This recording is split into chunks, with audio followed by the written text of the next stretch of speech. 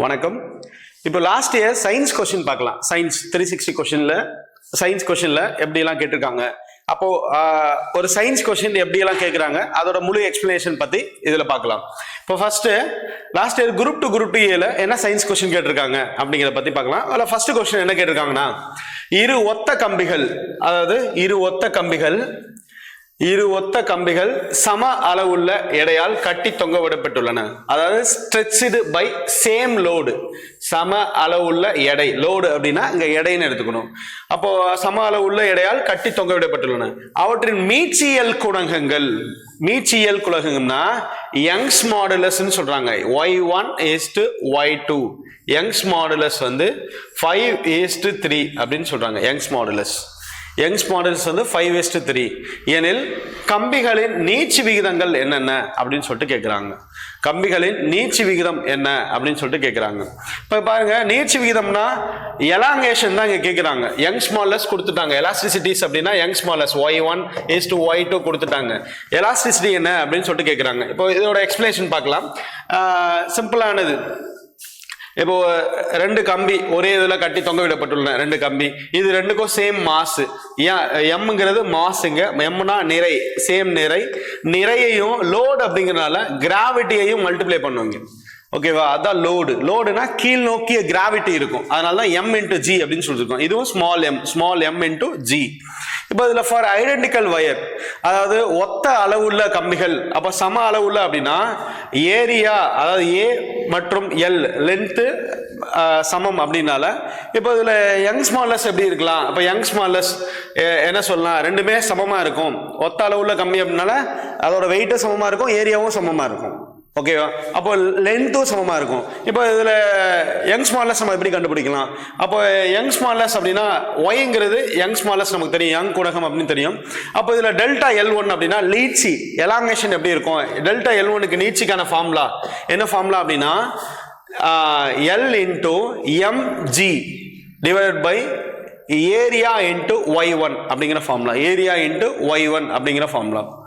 அடுத்து delta L2 நீட்சி, ரெண்டாவது கம்பியோட நீட்சி எப்படி இருக்கும்னா L×mg. ஏன்னா ரெண்டு கம்பியோட லென்த் வந்து சேம் தான். ரெண்டு கம்பியும் சேம் லென்த்ல தான் இருக்கு. Same wait. அப்போ இந்த வெயிட்டும் சேம், லென்த்தும் சேம், ஏரியாவும் சேம்.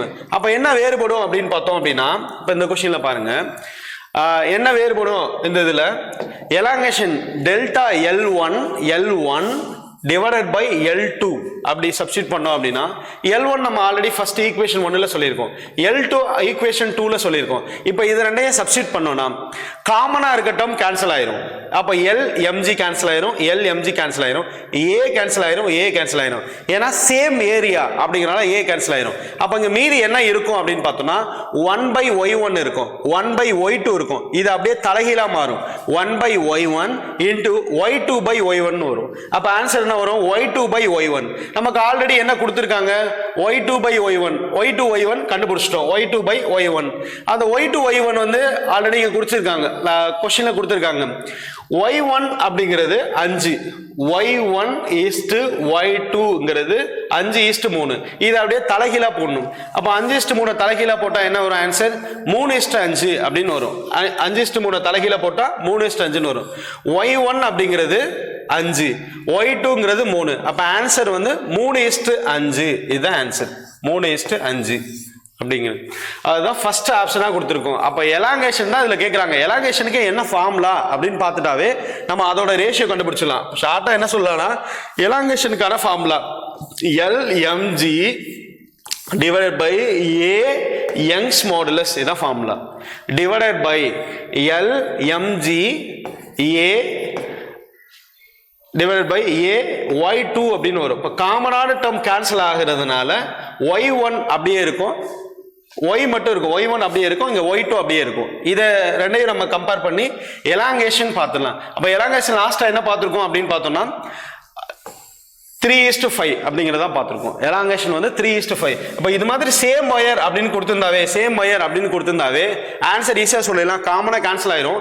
ஷார்ட்டா என்ன சொல்லலாம்? சேம் ஒயர் சேம் லென்த் அப்படின்னு கொடுத்தாங்கன்னா இந்த மீச்சியல் குணங்கள் யங்ஸ் மாடுலஸ் ரிவர்ஸா போடணும். யங்ஸ் மாடுலஸ் எலாங்கேஷன் எப்படி இருக்கும் அப்படின்னா y2/y1. இதுதான் ஷார்ட்கட். எலாங்கேஷன் எப்பொழுதுமே y2 by y1 தான் இருக்கும். அப்போ y2 வந்து என்ன, இங்க 3, y1 என்னன்னா 5. அப்போ 3:5 தான் ஆன்சர். 3:5 தான் ஆன்சர். அப்போ ஆப்ஷன் ஏ தான் ஆன்சர். இதுக்கு ஷார்ட் ஆஃப் ஃபார்முலா எலாங்கேஷனுக்கு, அதாவது L1 divide by delta L1 divide by delta L2க்கான ஷார்ட்கட்டு y2 by y1 அப்படின்னு வரும். y2 by y1 வரும்.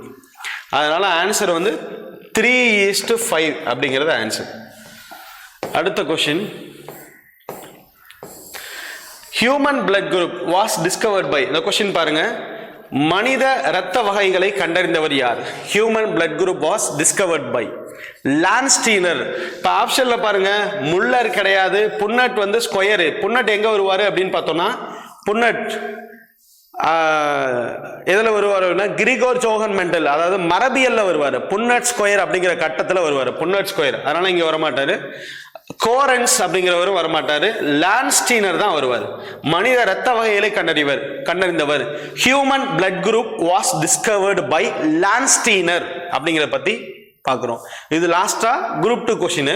இப்போ இந்த இதில் பிளட் குரூப் பற்றி நம்ம வேற என்ன தெரிஞ்சுக்கலாம் அப்படிங்கிறது. இப்போ லான்ஸ்டீனரோட ஃபுல் நேம் பார்த்தோம் அப்படின்னா, காரல் லான்ஸ்டீனர். ஸ்கூல் புக்கில் இருக்கு காரல் Landsteiner. 1900ல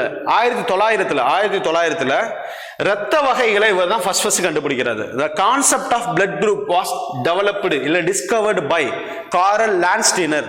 The concept of blood group or blood அப்படிங்கிறத டிஸ்கவர் பண்றது அப்படின்னு யாருன்னு பார்த்தோம் அப்படின்னா, காரல் Landsteiner. The concept of blood group was discovered and developed by Karl Landsteiner. அப்போ டெவலப் பண்ணும்போது என்ன பண்றாரு, ஏன்னு ஒரு பிளட் குரூப் இருக்கு, அப்புறம் பின்னு ஒரு பிளட் குரூப் இருக்கு, அடுத்து ஓன்னு ஒரு பிளட் குரூப் இருக்கு அப்படின்னு கண்டுபிடிக்கிறார். Identified blood groups of ABO அப்படிங்கிற கண்டுபிடிக்கிறார். ஐடென்டிஃபைட் ABO அப்படிங்கிற பிளட் குரூப்பை கண்டுபிடிக்கிறாரு. அதுக்கப்புறம் நெக்ஸ்ட் ஒரு பயாலஜிஸ்ட் வராரு. இவர் என்ன பண்ணாருன்னா, டிகாஸ்டிலோ அண்ட் ஸ்டெய்னி அப்படிங்கிறவர் டிகாஸ்டிலோ அண்ட் ஸ்டெய்னி. இவர் என்ன பண்ணுவாரு அப்படின்னா, 1902ல ரத்த வகையை கண்டறிகிறாரு. எந்த ரத்த வகையை கண்டறிகிறாரு? AB பிளட் குரூப்பை கண்டுபிடிக்கிறாரு. இவரு இது மூணையும் கண்டுபிடிச்சவர் வந்து காரல் லான்ஸ்டீனர் ஃபர்ஸ்ட் உள்ளாரு. அடுத்து AB ரத்த வகையை கண்டறிந்தவர் யாரு அப்படின்னு பார்த்தோம்னா, டிகாஸ்டிலோ ஸ்டெய்னி அப்படிங்கிறவர் கண்டுபிடிக்கிறார். 1902ல 2 வருஷம் கழிச்சு கண்டுபிடிக்கிறார். 1902ல கண்டுபிடிக்கிறாரு. சரி, இப்ப ரத்த வகையில மொத்தம் 4 ரத்த வகை, ABO AB ரத்த வகை. இந்த AB ரத்த வகையை கண்டறிந்தவர் யாருன்னு பார்த்தோம்னா, டிகாஸ்டிலோ ஸ்டெய்னி அப்படிங்கிறத பார்த்துட்டோம். அடுத்து இப்ப என்ன பார்க்க போறோம் அப்படின்னா, இந்த பிளட் குரூப் பத்தி என்னென்ன இருக்கு, ஆன்டிஜென்னா என்ன, ஆன்டிபாடினா என்ன, அதை பத்தி பார்க்க போறோம். இந்த பிளட் குரூப்ல பார்த்தோம் அப்படின்னா, அக்ளூட்டினோஜென் அப்படின்னு சொல்லுவாங்க. அக்ளூட்டினோஜென் அப்படிங்கிறது அதான் ஆன்டிஜென் அப்படின்னு சொல்லுவாங்க. ஆன்டிஜெனோட இன்னொரு பேர் தான் அக்ளூட்டினோஜென் அப்படின்னு சொல்லுவாங்க. இதே ஆன்டிபாடி அப்படின்னா எதிர்பொருள்னு சொல்லுவாங்க. இதுக்கு இன்னொரு பேர் வந்து அக்ளூடின்ஸ் அப்படின்னு சொல்லுவாங்க. அக்ளூட்டினோஜென் அப்படின்னா ஆன்டிஜென், அக்ளூட்டின் அப்படின்னா ஆன்டிபாடி. இந்த ஆன்டிஜென் எங்க இருக்கும் அப்படின்னா, present in membrane surface of RBC அப்படின்னு சொல்லுவாங்க. இது எங்க பிரசண்டா இருக்கும் அப்படின்னா, RBCயின் மேற்புற படலத்தில் காணப்படும்.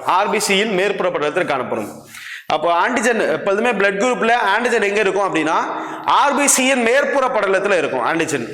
அடுத்து இங்க ஆன்டிபாடினா எதிர்பொருள் எங்க இருக்கும் அப்படின்னா, ரத்த பிளாஸ்மால இருக்கும். பிரசன்ட் இன் பிளட் பிளாஸ்மால காணப்படும். ரத்த பிளாஸ்மாவில் காணப்படும். எப்போதுமே தெரிஞ்சுக்கோங்க, ஆன்டிஜென் எங்க இருக்குன்னா RBCயோட மேற்புற படலத்தில் இருக்கும்.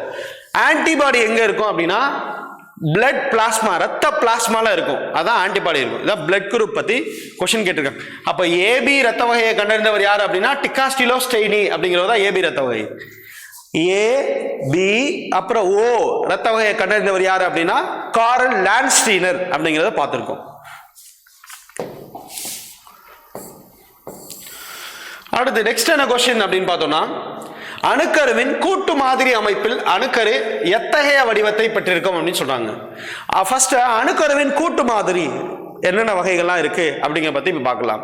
அணுக்கருவின் கூட்டு மாதிரி அப்படின்னு பார்த்தோம்னா, collective model of the nucleus அப்படின்னு சொல்லுவாங்க. அணுக்கருவின் கூட்டு மாதிரி அப்படின்னா collective model of the nucleus. இதுல வந்து கோள வடிவமற்றதா இருக்குமா, கோள வடிவமற்றது. நான் ஸ்பெரிக்கல் அப்படின்னு சொல்லுவாங்க. கோள வடிவமற்றது அப்படின்னா நான் ஸ்பெரிக்கல் அப்படின்னு சொல்லுவாங்க. இப்போ நியூக்ளியஸ்ல அணுக்கருவின் மாதிரி மொத்தம் எத்தனை இருக்கு அப்படின்னு சொல்லிட்டு பார்க்கலாம். இப்போ டிகிரி ஸ்டாண்டர்ட் எக்ஸாம்னால இந்த கொஸ்டின்லாம் கேட்டிருக்காங்க. அணுக்கருவின் நியூக்ளியஸ் மாடல்ஸ், அணுக்கருவின் மாதிரில மொத்தம் எத்தனை வகை இருக்குன்னா, முக்கியமான வகை லிக்விட் டிராப் மாடல்ஸ் அப்படின்னு சொல்லுவாங்க. திரவத்துளி மாதிரி அப்படின்னு ஒன்று இருக்கு, திரவத்துளி மாதிரி. அடுத்து செல் மாடல்ஸ் அப்படின்னு சொல்லிட்டு இருக்கு. செல் மாடல்னா கூடு மாதிரி. செல்லுனா கூடு அப்படின்னு தானே சொல்லுவோம், கூடு கூடு கூடு மாதிரி. அடுத்து கலெக்டிவ் மாடல், இததான் இப்ப கொஸ்டின் கேட்டிருக்காங்க. கலெக்டிவ் மாடல்ல நியூக்ளியஸ் என்ன ஷேப்ல இருக்கும் அப்படின்னு கொஸ்டின் கேட்டிருக்காங்க. அப்போ அணுக்கரு கூட்டு மாதிரி இதை பத்தி பார்க்கலாம். இப்ப நியூக்ளியஸ் இஸ் எசென்சியலி ஸ்பெரிக்கல் இருக்கும். லிக்விட் டிராப் மாடல்ல தான் ஸ்பெரிக்கல்ல இருக்கும். திரவத்துளி, ஒரு திரவ துளி எப்படி இருக்கும், ஸ்பெரிக்கலா இருக்கும், கோளமா இருக்கும் அப்படின்னு சொல்லுவாங்க. ஓகே, உட்கரு கோள வடிவத்தில் கண்டிப்பா பெற்றிருக்கும். எசென்சியலி கண்டிப்பா இருக்கணும், கோள வடிவத்தை பெற்றிருக்கும் சொல்லுவாங்க. செல்லில் என்ன இருக்கும் அப்படின்னா, செல்லில் கூடு மாதிரிலையும் இதுலையும் கோள வடிவத்தை பெற்றிருக்கும். உட்கரு கோள வடிவத்தை பெற்றிருக்கும் அப்படின்னு சொல்லலாம். உட்கரு கோள வடிவத்தை பெற்றிருக்கும். கலெக்டிவ் மாடல்ல இது ரெண்டையும் கம்பைன் பண்ணி எடுத்ததுதான் collective model of collective model. அதாவது நியூக்ளியஸோட கலெக்டிவ் மாடல் அப்படின்னு சொல்லலாம். நியூக்ளியஸோட கலெக்டிவ் மாடல். அணுக்கரு கூட்டு மாதிரி அப்படிங்கிறது மொத்தம் 3 வகை இருக்கு. நியூக்ளியஸ்ல 3 வகை. ஃபர்ஸ்ட் திரவத்துளி மாதிரி, கூடு மாதிரி, அணுக்கரு மாதிரி. இது ரெண்டுமே வந்து ஸ்பெரிக்கல் ஷேப்ல இருக்கும்.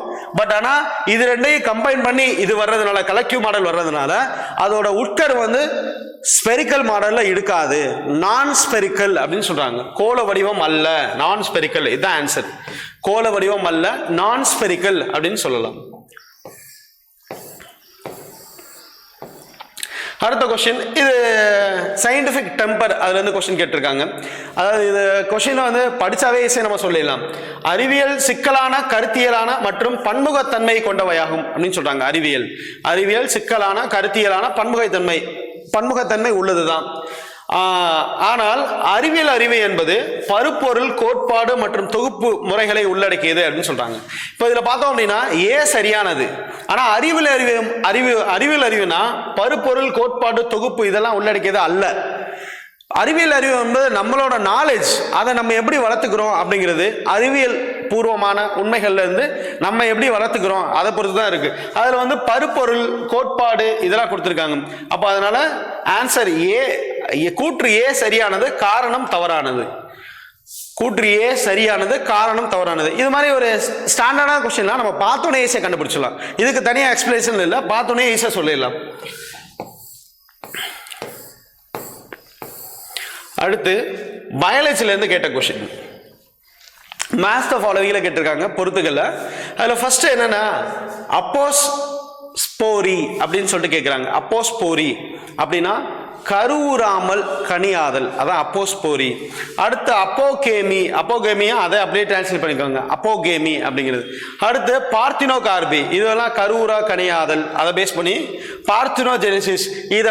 இதுக்கான எக்ஸ்பிளனேஷன் பார்த்துட்டு நம்ம அதுக்கப்புறம் அந்த கொஸ்டின் சொல்லலாம். ஃபர்ஸ்ட் அப்போஸ்போரி அப்படின்னா என்ன, இதை பேஸ் பண்ணி தான் கேட்டிருக்காங்க. கருவுறா வித்து அப்படின்னு சொல்லுவாங்க. அப்போஸ்போரி கருவுறா வித்து. ஸ்போரோபைட்டின் தாவர அல்லது இனப்பெருக்கம் செய்யாத உயிரினங்களிலிருந்து மியாசிஸ் மற்றும் ஸ்போர்கள் இல்லாமல், அதாவது மியாசிஸ் மற்றும் ஸ்போர்கள் இல்லாமல் கேமிட்டோபைட்டுகளின் வளர்ச்சி.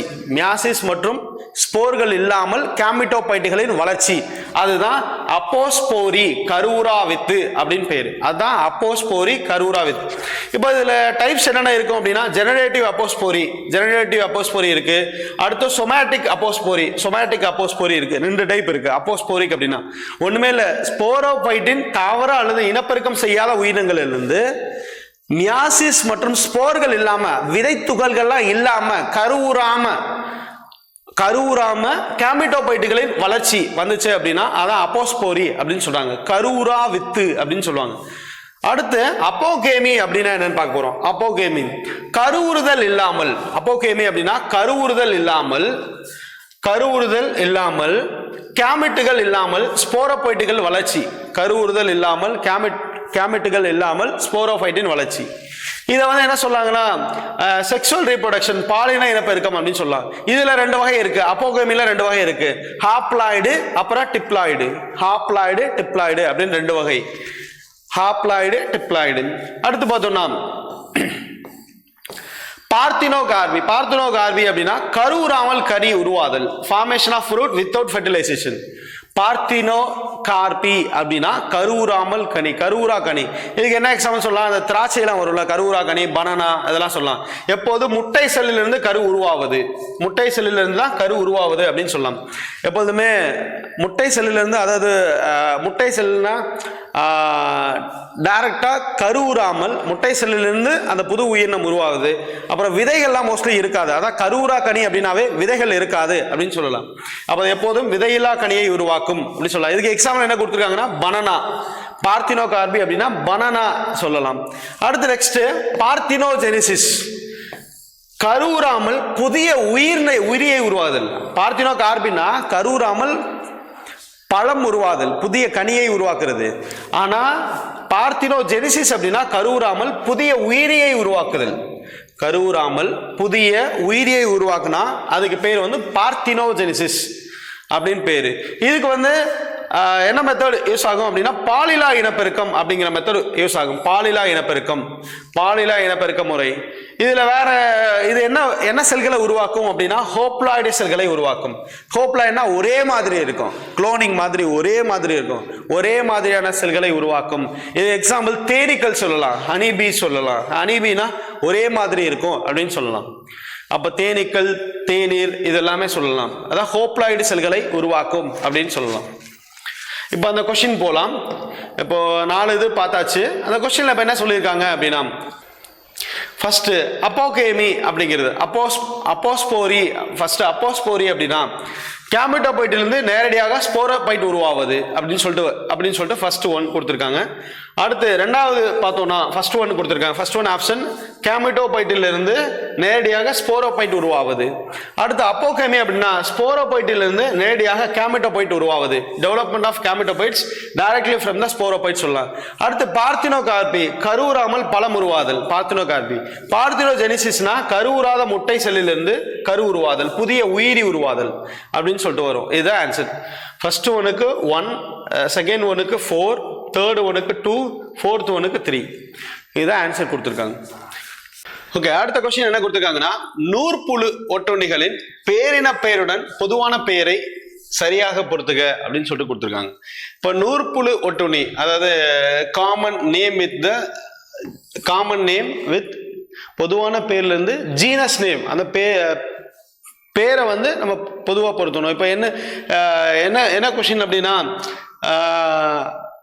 பொதுவான பெயர் கொடுத்துருப்பாங்க, அதோட குடும்ப பேர், சிற்றின பெயர் கொடுத்துட்டு இதுல எது கரெக்டான மேட்ச் அப்படின்னு சொல்லிட்டு கேட்குறாங்க. இப்போ அதுல தான் கொஸ்டின்ஸ் கேட்டிருக்காங்க. இப்போ அதுல ஃபர்ஸ்ட் என்னென்ன புழு அப்படின்னு சொல்லிட்டு இருக்கு, அப்படி அதை பேஸ் பண்ணி பார்க்கலாம். இப்போ ஃபர்ஸ்ட் புழு என்ன அப்படின்னு பார்த்தோம்னா என்ன கொடுத்துருக்காங்க அப்படின்னா அன்சைக்ளோஸ்டோமா அப்படின்னு சொல்லிட்டு கொடுத்துருக்காங்க. அன்சைக்ளோஸ்டோமா அப்படிங்கிறது, ஆன்சைக்ளோஸ்டோமா அப்படிங்கிற புழு. இது என்ன புழு வகையை சார்ந்தது அப்படின்னா கொக்கி புழு வகையை சார்ந்தது. கொக்கி புழு வகையை சார்ந்தது ஹூக் வாம் அப்படின்னு சொல்லுவாங்க. கொக்கி புழு வகையை சார்ந்தது ஹூக் வாம். அப்போ இது என்ன பண்ணும் அப்படின்னா பிளட் சக்கிங் பாராசைட்ஸ், ரத்தத்தை உறிஞ்சும் ஒட்டுண்ணியோட வகைன்னு சொல்லுவாங்க. கொக்கி புலியோட காமன் பேரு, பொது பேர் அப்படின்னு அதுதான் வந்து ஆன்சைக்ளோஸ்டோமா அப்படிங்கிறது. ஆன்சைக்ளோஸ்டோமா. அப்போ கொக்கி புழு அப்படின்னா ஆன்சைக்ளோஸ்டோமா. அப்ப ஆன்சைக்ளோஸ்டோமா எதுக்கு வரும் அப்படின்னா கொக்கி புழு, செகண்ட் ஒனுக்கு வரும். அன்சைக்ளோஸ்டோமா அப்படின்னா கொக்கி புழு. அடுத்து செகண்ட் என்ன கொடுத்துருக்காங்க அப்படின்னா என்ட்ரோரோபியஸ் அப்படின்னு சொல்லிட்டு கொடுத்துருக்காங்க. இப்போ என்ட்ரோரோபியஸ் அப்படிங்கிறது எதுக்கு வரும் அப்படின்னு பாருங்களேன். என்ட்ரோரோபியஸ் சயின்டிபிக் நேம் ஆஃப் முள்புழு அப்படின்னா பின்வாம் அப்படின்னு சொன்னாங்க. பின்வாம் அப்படிம்பாங்க. என்ட்ரோட்ரோபோஸ் அப்படிங்கிறது முள் புழு அப்படின்னு சொல்லுவாங்க. இது வந்து ஒரு என்ட்ரோட்ரோபியஸ் வெர்மிகுலாரிஸ் சொல்லுவாங்க. பின்வாம் அப்படின்னு சொல்லுவாங்க. Pinworm commonly found in human intestine அப்படின்னு சொல்லுவாங்க. அதாவது பொதுவாக மனித குடலில் காணப்படும், சிறுவர்களுக்கு அதிகமாக காணப்படும் முள்புழு அப்படின்னு சொல்லுவாங்க. முள்புழுவோட பொதுவான பேரு என்ட்ரோபியஸ் அப்படின்னு தான் பார்த்துருக்கோம். என்ட்ரோபியஸ் அப்படிங்கிறது பார்த்துருக்கோம். நெக்ஸ்ட் அடுத்து ஊச்சரேரியாங்கிறது யானைக்கால் நோய் புழுவை தான் அப்படி சொல்லுவாங்க. ஊச்சரேரியா. அடுத்த புழு பேர் வந்து ஊச்சரேரியா. ஊச்சரேரியானா யானைக்கால் புழு.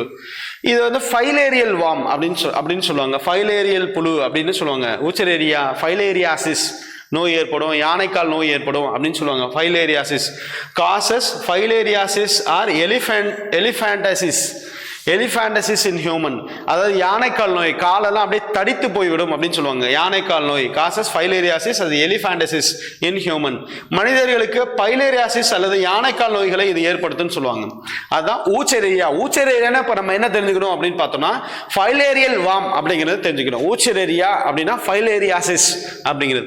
அடுத்து வந்து ட்ரைகூரிஸ் அப்படிங்கிறது. ட்ரைகூரிஸ்னா சாட்டை புழு அப்படின்னு சொல்லுவாங்க. விப் வாம் அப்படின்னு சொல்லுவாங்க. சாட்டை புழு. இப்போ கொஸ்டின் போலாம். அப்போ தைகூரிஸ் அப்படின்னா சாட்டை புழு நமக்கு தெரியும். தைகூரிஸ் ஈஸியாக சொல்லிடலாம். புழுவோட காமன் நேம்ல இருந்து அதோட வகைகளை பொருத்த போறோம். தைகூரிஸ் அப்படின்னா சாட்டை புழு. சைக்ளோஸ்டோமா அப்படின்னா கொக்கி புழு தெரியும். அன்சைக்ளோஸ்டோமா அப்படின்னா கொக்கி புழு நமக்கு தெரியும். என்ட்ரோபியஸ் அப்படின்னா முள் புழுன்னு தெரியும். என்ட்ரோபியஸ்ங்கிறது ஒரு முள் புழு. குழந்தைகளோட வயிற்றுல, குடல்ல, பெருங்குடல்லாம் இருக்கும் அப்படின்னு சொல்லுவாங்க. அடுத்து வந்து ஊச்சரேரியாங்கிறது யானைக்கால் நோய் ஃபைலேரியாசிஸ்ன்னு சொல்லுவாங்க. அப்போ ஃபோர்த்து புழு, அதாவது ஃபைலேரியாசிஸ் அப்படின்னு சொல்றாங்க. அந்த வாம மேட்ச் பண்ண சொல்றாங்க. காமன் நேம் பொதுவான பேர் கொடுத்துட்டு அதோட வகையை மேட்ச் பண்ண சொல்லியிருக்காங்க. அதாவது ஆன்சைக்ளோஸ்டோமா அப்படின்னா ஹூக் வாம் ரெண்டாவது. என்ட்ரோபியஸ் அப்படின்னா முள் புழு அப்படின்னு சொல்லலாம். பின்வாம். ஊச்சரேரியா அப்படின்னா ஃபைலேரியாசிஸ். ட்ரைகுதிஸ் அப்படின்னா விப் வாம் அப்படின்னு சொல்லலாம். விப் வாம் சாட்டை புழு அப்படின்னு. தைகூரிஸ் அப்படின்னா விப் வாம் அப்படின்னு சொல்லலாம். அடுத்து ஹை டென்சிட்டி லிப்போப்ரோட்டீன் பத்தி கொடுத்திருக்காங்க. உயர் அடர்த்தி கொழுப்பு புரதங்கள் புரத திசுக்களில் இருந்து கல்லீரலுக்கு கொலஸ்ட்ராலை கொண்டு செல்கின்றன.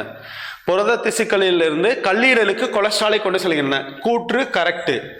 பிளாஸ்மாவில் உள்ள லிப்பிடுகளின் மதிப்பீடு தமனி சுவர்களின் கொலஸ்ட்ரால் படிவதற்கு வழிவகுக்கிறது. இதுவும் கரெக்ட். ஆனால் ரெண்டு ஸ்டேட்மெண்ட்மே கரெக்ட். ஆனா இந்த கூற்றுக்கு சரியான விளக்கம் இது கிடையாது. ரெண்டு தனித்தனியான ஸ்டேட்மெண்ட் கரெக்ட். எப்போதுமே வந்து ஹை டென்சிட்டி லிப்போப்ரோட்டீன் சொல்லுவாங்க. உயர் அடர்த்தி கொழுப்பு புரதங்கள். இந்த புரதங்கள்லாம் புரதசுகளில் இருந்து கல்லீரலுக்கு கொலஸ்ட்ராலை எடுத்துட்டு போகும். கல்லீரல்ல போயிட்டு தான் கொலஸ்ட்ரால் ஃபுல்லா கரையும் அப்படின்னு சொல்லுவாங்க. கல்லீரல்லாம் லிவர்ல தான் கரையும். இப்போ அதை பத்தி எக்ஸ்பிளைனா பார்க்கலாம். இப்போ ரெண்டு ஸ்டேட்மெண்ட்மே கரெக்டான ஸ்டேட்மெண்ட். பட் இது வந்து சரியான விளக்கம் அல்ல அப்படின்னு சொல்றாங்க. அப்போ ஆப்ஷன் டி தான் கரெக்டான ஆன்சர். ரெண்டுமே சரியான ஸ்டேட்மெண்ட். ஆனா ஏ வந்து ஆருக்கு கரெக்டான விளக்கம் அல்ல அப்படின்னு சொல்லலாம். இப்போ எக்ஸ்பிளனேஷன் பார்க்கலாம். HDL என்ன அப்படின்னா ஹை டென்சிட்டி லிப்போப்ரோட்டீன். இதோட முக்கிய வேலை என்ன செய்யுது? ஓகே, அதிக அடர்த்தி கொழுப்பு புரதம் அப்படின்னு சொல்லுவாங்க. ஹை டென்சிட்டி லிப்போப்ரோட்டீன்னா அதிக அடர்த்தி கொழுப்பு புரதம். இது என்ன வேலை செய்யும் அப்படின்னு பார்த்தோம் அப்படின்னா புற திசுக்களில் இருந்து, அதாவது டிரான்ஸ்போர்ட்டிங் கொலஸ்ட்ரால் ஃப்ரம் வேரியஸ் இல்லைன்னா பெரிபெரல் டிசீஸ் அப்படின்னு சொல்லலாம்.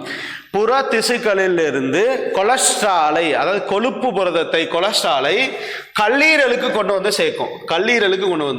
வெளியில இருந்து லிவருக்கு கொண்டு வந்து சேர்க்கறது தான் இதோட வேலை. லிவர்னா கல்லீரல் சொல்லலாம். அதான் HDL ஹை டென்சிட்டி லிப்போப்ரோட்டீன் அப்படி அதோட வேலை. அடுத்து இந்த புரோட்டீன் என்ன வரும்னா இங்கு கொண்டு வரப்பட்ட கொலஸ்ட்ரால் வெளியேற்றப்படலாம். இல்ல இது தலைகள் கொழுப்பு போக்குவரத்து சொல்றாங்க. அதாவது தலையில் கொழுப்பு போக்குவரத்து RCT, அதாவது ரிவர்ஸ் டு கொலஸ்ட்ரால் டிரான்ஸ்போர்ட்டேஷன் சொல்லுவாங்க. RCT அப்படின்னு சொல்லுவாங்க. அப்போ அனைத்து பொருள்கள், அனைத்து பாகங்களில் இருந்து, அனைத்து திசுக்களில் இருந்து கொலஸ்ட்ரால் ஹை டென்சிட்டி லிப்போப்ரோட்டீன் மூலமாக லிவர் கல்லீரலை அடைகிறது. அந்த கல்லீரலை அடையும் போது அந்த கொலஸ்ட்ரால் கல்லீரல் மூலமாக டெஸ்ட்ராய் ஆகலாம், அழிக்கப்படலாம். அதுதான் ரிவர்ஸ் டு கொலஸ்ட்ரால் டிரான்ஸ்போர்ட் அப்படின்னு சொல்றாங்க.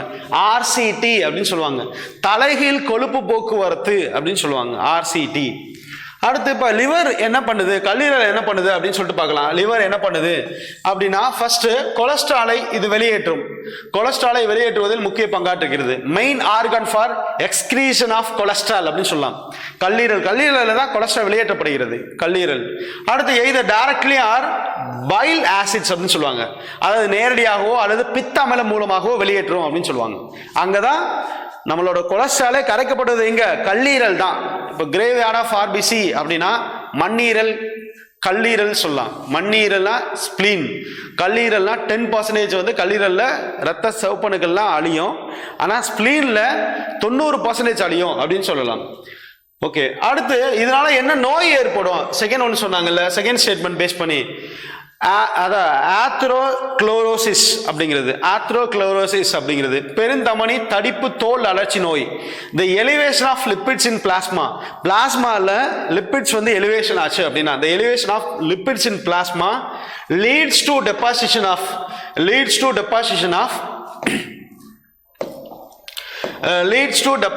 of cholesterol on the atrial wall, தமனி வால்ல, தமனி உரையில, தமனி சுவர்ல, தமனி இல்ல பெருந்தமனி சுவர்ல தடிப்பு தோல் அலர்ச்சி போன்ற நோயெல்லாம் ஏற்படும் அப்படின்னு சொல்றாங்க.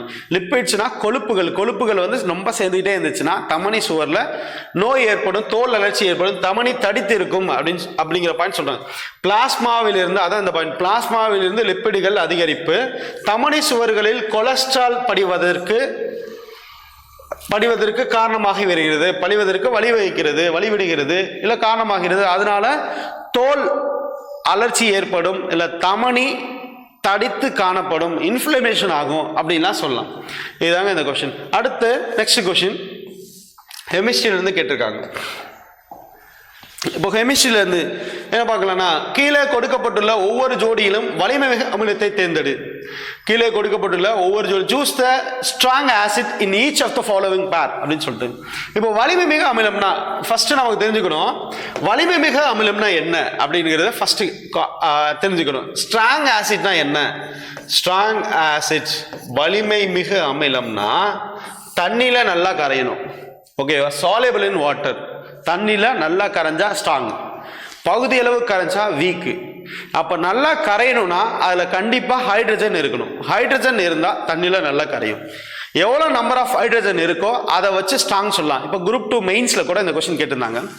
ஓகே, இது பிலிம்ஸ்ல கேட்ட கொஸ்டின். இப்போ ஃபர்ஸ்ட் ஸ்டேட்மெண்ட் பார்க்கலாம். இதுல எதுல ஸ்ட்ராங் ஆசிட்னா ஹைட்ரஜன் அயனுக்கு, ஹைட்ரஜன் H+ அயனி அதிகமா இருந்தா இதோட ஸ்ட்ராங் இன்க்ரீஸ் ஆகிட்டே போகும். 1H மட்டும் இருந்துச்சு அப்படின்னா, இப்போ HCl அப்படின்னா ஒரே ஒரு ஹைட்ரஜன் இருக்கு அப்படின்னா இது மோனோபேசிக் ஆசிட் அப்படின்னு சொல்லுவாங்க.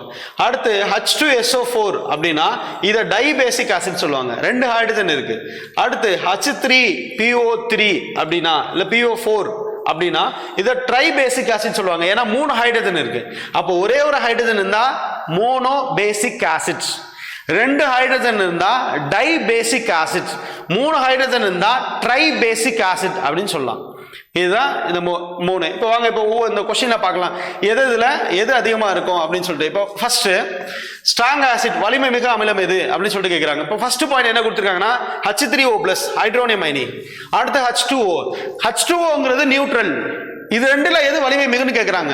H3 பாருங்களேன், H3O அப்படின்னா ஹைட்ரோனியம் அயனி. இது எப்படி ஃபார்ம் ஆகும் ஆச்சுன்னா அப்படின்னா ஆல்ரெடி வாட்டர் இருக்கும் H2O, இது கூட ஒரு H+ வந்து சேரும். H+ வந்து சேரும் போது ஆல்ரெடி 2 ஹைட்ரஜன் இருக்கு, அப்போ ஒரு ஹைட்ரஜன் சேர்த்து 3 ஹைட்ரஜன் மாறும்.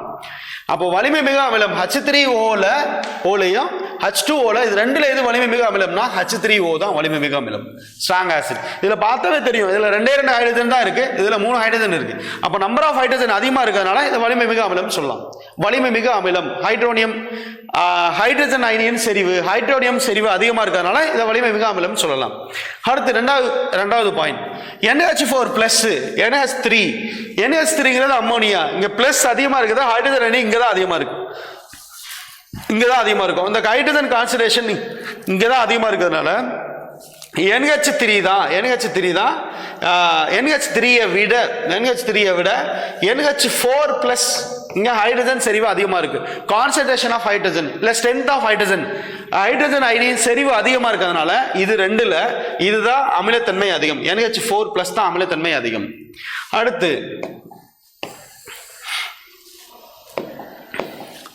H2S பாருங்க. H2Sக்கும் H2Sனா hydrogen sulphide, H2S or HS minus அப்படின்னு கொடுத்துருக்காங்க. HS minus.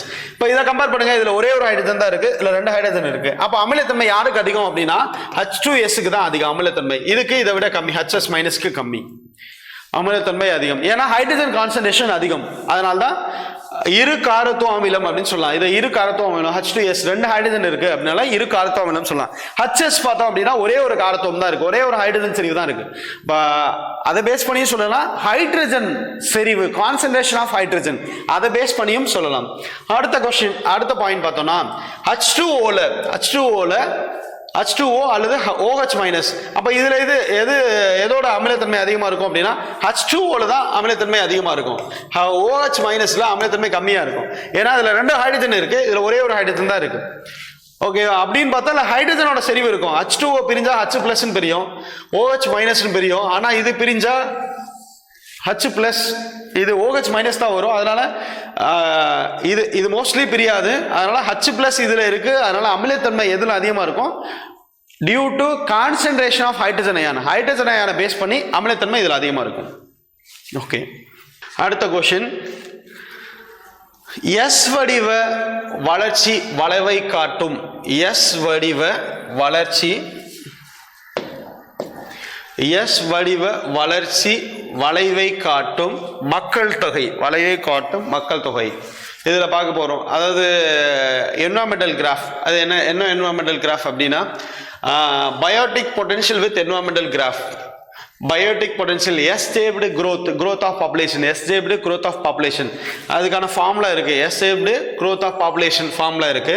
இப்போ இதுல என்ன K என்பது எதை குறிக்கும் அப்படின்னு சொல்லிட்டு கேட்குறாங்க. இதான் ஃபார்முலா. dN/dt S-shaped growth curveக்கான formula dN/dt which is equal to mu into n into n minus k, mu into n minus k divided by k. இப்போ இதுல என்னங்கிறது மக்கள் தொகையில் உள்ள தனி நபர்களின் எண்ணிக்கை அப்படின்னு சொல்லலாம். மக்கள் தொகையில் உள்ள தனி நபர்களின் எண்ணிக்கை n அப்படிங்கிறது T0 டைம் சொல்லலாம். மியூ அப்படின்னா பயோட்டிக் பொட்டன்ஷியல் ஃபார் ஆர்கானிசம் சொல்றாங்க. உயிரினத்தின் உயிரியல் திறன் அப்படின்னு சொல்லலாம். K அப்படின்னா கேரிங் கெப்பாசிட்டி அப்படின்னு சொல்லலாம். K அப்படின்னா கேரிங் கெப்பாசிட்டி, தாங்கும் திறன் இல்லைன்னா செறிவூட்டல். இப்போ இதுல கொஸ்டின் என்ன கேட்குறாங்க அப்படின்னா எல்லாமே கொடுத்துட்டு இந்த S-shaped curveல உள்ள ஃபார்முலா எல்லாமே கொடுத்துட்டு S-shaped curveல உள்ள ஃபார்முலா எல்லாமே கொடுத்துட்டு dN divided by dt is equal to mu into n into n minus k divided by k கொடுத்துட்டு K அப்படின்னா என்னன்னு கேக்குறாங்க. K என்பது எதை குறிக்கும்? K stands for சொல்றாங்க. K stands for என்ன குறிக்கிறாங்க அப்படின்னா தாங்கும் திறன், கேரியிங் கெப்பாசிட்டி. Kனா தாங்கும் திறன், கேரியிங் கெப்பாசிட்டியை குறிக்கும் அப்படின்னு சொல்றாங்க. K என்பது தாங்கும் திறன், கேரியிங் கெப்பாசிட்டி அப்படிங்கிறது குறிக்கும். அடுத்த கொஸ்டின், அறிவியல் சிந்தனையின் கொள்கைகள் என்னென்ன அப்படின்னு சொல்லிட்டு கொடுக்குறாங்க. அறிவியல் சிந்தனையின் கொள்கைகள் எல்லாமே 3மே வரும். அறிவியல் சிந்தனையின் கொள்கைகள் பிரின்சிபல்ஸ் ஆஃப் சயின்டிபிக் திங்கிங், இது நமக்கு படிச்சாவே ஈஸியா புரியும். அனுபவவாதம், பகுத்தறிவுவாதம், சந்தேகம், இது எல்லாமே அறிவியல் சிந்தனையின் கொள்கைகள் தான். அப்ப அனைத்தும் வரும். இது அனைத்தும் அறிவியல் சிந்தனையின் கொள்கைகள் வரும். இப்ப அனுபவவாதம் வரும், பகுத்தறிவுவாதம், சந்தேகம், இது எல்லாமே அறிவியல் சிந்தனையின் கொள்கைகள்.